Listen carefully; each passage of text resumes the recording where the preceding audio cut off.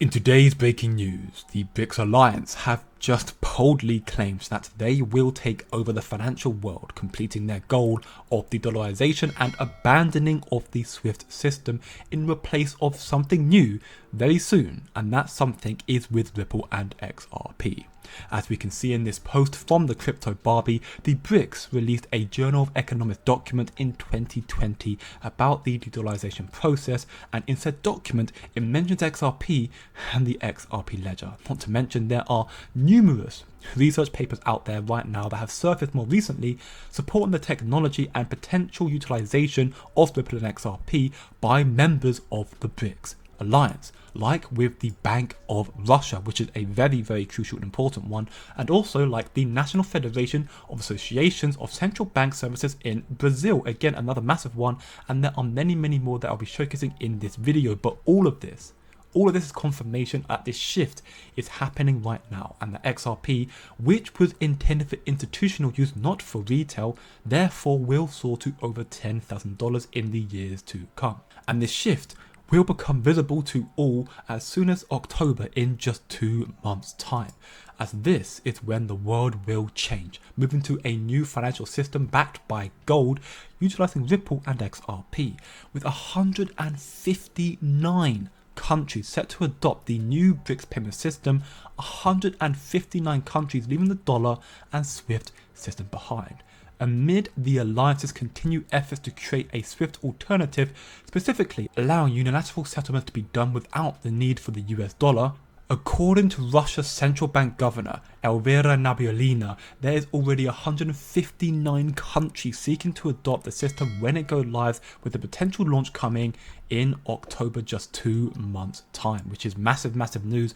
Some of the nations we are already aware of, like with Putin and the Vietnamese president To Lam signing a new strategic partnership agreement. Safe to say that Vietnam is one of the nations joining the Brics very soon. Additionally, we also have Bolivia expressing their desire to become a part of the Brics nations. So that is just 2 of what is going to be 159 potential countries joining the Brics very soon. That is just scraping the bow, but obviously this is absolutely massive news for the future financial system, what's going to be, and with Ripple and XRP.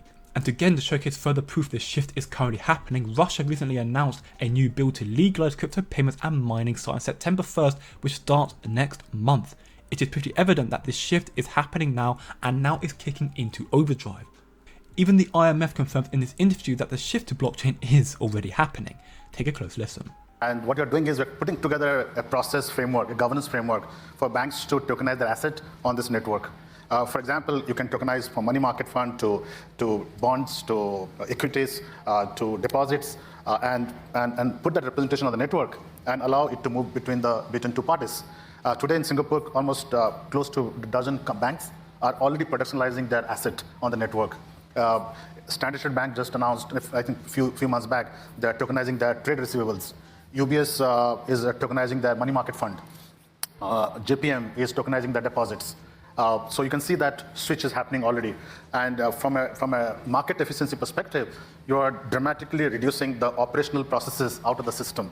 So we feel that without going into the complex definition of what token is from a legal standpoint or from an academic standpoint, I look at it as pure tech delight, complete tech delight. You take that piece of asset, put it in the network, where you can mix 2 things, the value of the asset and ownership of the asset into a single piece of token. And if I can get the network governed properly, you can move the asset among ourselves without the need for people to reconcile between databases. That's what is happening in Singapore. And so you see this as potentially transformative. This is absolutely huge news, and it is for this reason why it is imperative that you build your knowledge for this incoming bull market, the biggest wealth transfer in history, one that will be led by assets like XRP, which is why I created a free to join Discord server currently with 200 members in just 2 weeks, where together we are all working to increase our knowledge to find the true money makers, the true crypto gems to be a part of the biggest wealth transfer in history.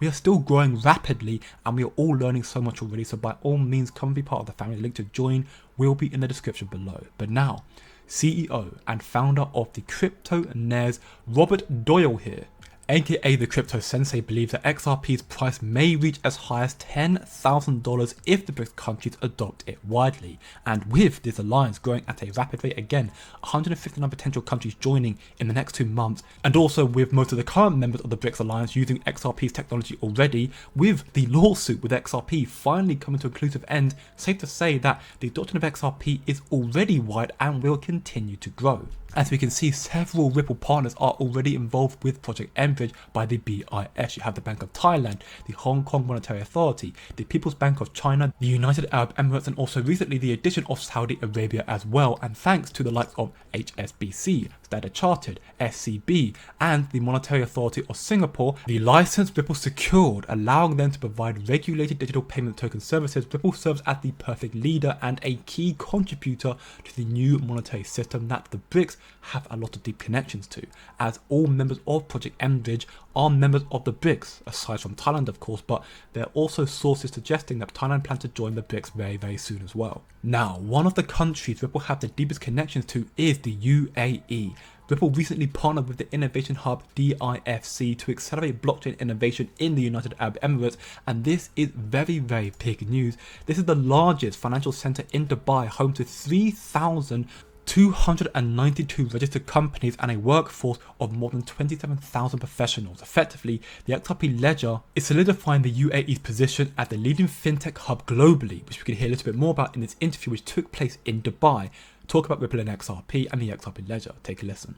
We believe that XRP and the XRP ledger really solves those inefficiencies to move money like information does today. Like I can send an email to anyone in the world and they're going to get it in a few seconds.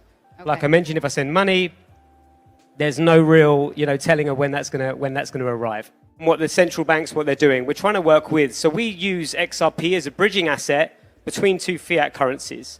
So essentially what that does is that allows our customers who want to make a payout into the Philippines, let's say from the UK, to move that value in real time to make a payout in a couple of minutes versus a couple of days. Right.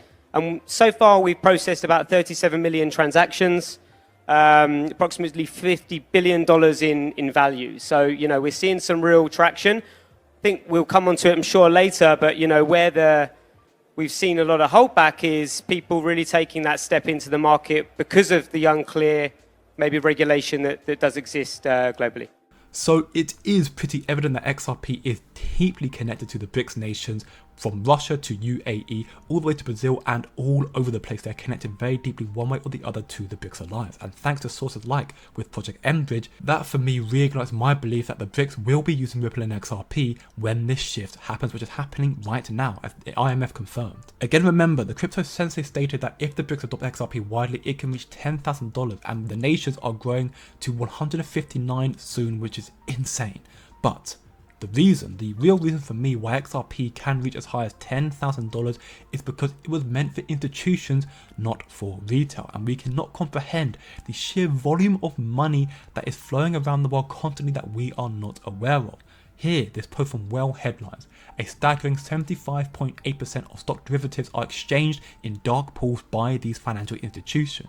An eye-opening 93% of precious metal derivatives trades happen in those same dark pools. So overall, 65.1% of all bank derivatives transactions happen in secret. And in accordance to this post from Smoke, the real banking system that we see is worth $65 trillion. But the true value of derivatives off balance, the shadow banking system before the BIS reduced the value, is $1.44 quadrillion, which is absolutely nuts. All of that money will be going on chain as fiat is made obsolete, and Ripple is currently the leading blockchain that will scoop up a lot of that liquidity.